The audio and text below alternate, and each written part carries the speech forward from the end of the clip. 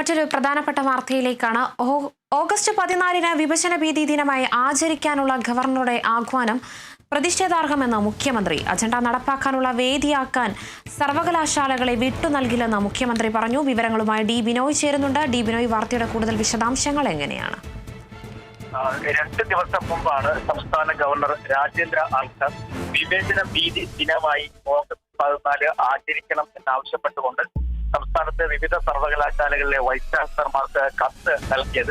ഇത് വലിയ തരത്തിൽ വിവാദമായിരുന്നു. ആദ്യം വിദ്യാഭ്യാസ വകുപ്പ് മന്ത്രി, തൊട്ടു പിന്നാലെ മറ്റ് സിൻഡിക്കേറ്റ് അംഗങ്ങളും എല്ലാം തന്നെ ഏറ്റുപിടിച്ചത്. ഇപ്പോൾ അവസാനമായി കടുത്ത ഭാഷയിലാണ് മുഖ്യമന്ത്രി അതിന് മറുപടി നൽകിയത്.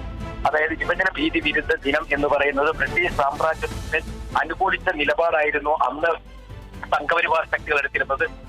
ഇന്ത്യയിലുണ്ടായിരുന്ന, കേരളത്തിലുണ്ടായിരുന്ന ഒരു വൈസ്രോയെ രഹസ്യമായി സംഘപരിവാർ അംഗങ്ങൾ പോയി കണ്ടതിന് ശേഷം ബ്രിട്ടീഷ് വിരുദ്ധരല്ല എന്നറിയിക്കുകയും സംഘപരിവാർ ശക്തികൾ എപ്പോഴും ബ്രിട്ടീഷുകാരോടൊപ്പം നിൽക്കുകയും ചെയ്ത ഒരു പാരമ്പര്യം ഉള്ളവരാണെന്ന് അറിയിക്കുകയും ചെയ്തു. അത്തരത്തിൽ ഇന്ത്യ കണ്ട ഏറ്റവും വലിയ സ്വാതന്ത്ര്യ സമരത്തിനും ബ്രിട്ടീഷ് തേരോട്ടത്തിനും വലിയ തരത്തിൽ സമരങ്ങൾ നടക്കുമ്പോഴും ഇന്ത്യയെ ഒറ്റ കൊടുക്കുന്ന സ്വഭാവമായിരുന്നു സംഘപരിവാർ ശക്തികൾ നടത്തിയിരുന്നത്. അത്തരത്തിൽ സംഘപരിവാർ ശക്തികൾ പറയുന്ന തരത്തിലുള്ള ഒരു ദിവസം ആചരിക്കാൻ ശരിയല്ല. ഇന്ത്യയിലെ പരമമായ സ്വാതന്ത്ര്യം കിട്ടുന്ന ദിവസം എന്നുള്ളത് ഓഗസ്റ്റ് 15 അതിനപ്പുറത്തേക്ക് മറ്റൊരു പാരമ്പര്യമാണ് രീതിയോ ഇന്ത്യ കേരളത്തിനും യോജിച്ചല്ല. അതുകൊണ്ട് തന്നെ സർവകലാശാലകളെ ഇത്തരത്തിൽ ഒരു വിഭജന വേദിയായി മാറ്റുന്നതിനോടുള്ള കടുത്ത വിയോജിപ്പ് അറിയിക്കുകയും ഇതിനോടുള്ള ഭരണഘടനാ ലംഘനമാണെന്നുമാണ് അദ്ദേഹം പറഞ്ഞിരിക്കുന്നത്. അതായത് കൃത്യമായ ഇത്തരത്തിൽ ഒരു ദിവസം, അതായത് വിഭജന ദിവസമായി ആചരിക്കണം എന്ന് കാണിച്ചുകൊണ്ട് വൈസ് ചാൻസലർമാർക്ക്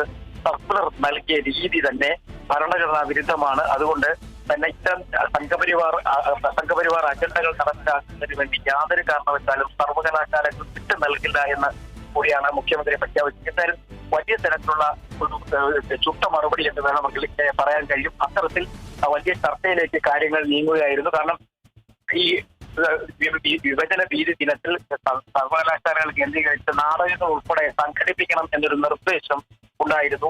അത്തരം നിർദ്ദേശങ്ങൾ അനുസരിച്ച് വൈസ് ചാൻസലർമാർ മറ്റു കാര്യങ്ങളിലേക്ക് നീങ്ങിയില്ല എങ്കിൽ പോലും അത് വലിയ തരത്തിലെ ചർച്ചയായി മാറുകയായിരുന്നു. കാരണം പല ആവർത്തിയായി ഈ ഗവർണർ വന്നതിന് ശേഷം വലിയ തരത്തിലുള്ള അജണ്ട നടപ്പിലാക്കാൻ ശ്രമം നടത്തുന്നു എന്ന് പറഞ്ഞ് പ്രത്യേകിച്ച്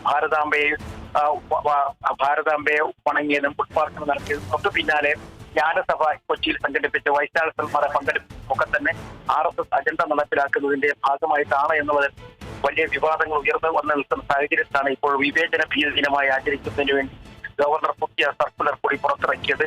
എന്തായാലും മുഖ്യമന്ത്രി കടുത്ത ഭാഷയിൽ തന്നെ ഈ സർക്കുലറിനെ തള്ളുകയും ഒപ്പം അപലപിക്കുകയും ചെയ്തിരിക്കുകയാണ്. ബിനോയ്, വ്യക്തമാണ്. ഓഗസ്റ്റ് 14 വിഭജന ഭീതി ദിനമായി ആചരിക്കാനുള്ള ഗവർണറുടെ ആഹ്വാനം പ്രതിഷേധാർഹമെന്ന് മുഖ്യമന്ത്രി പിണറായി വിജയൻ.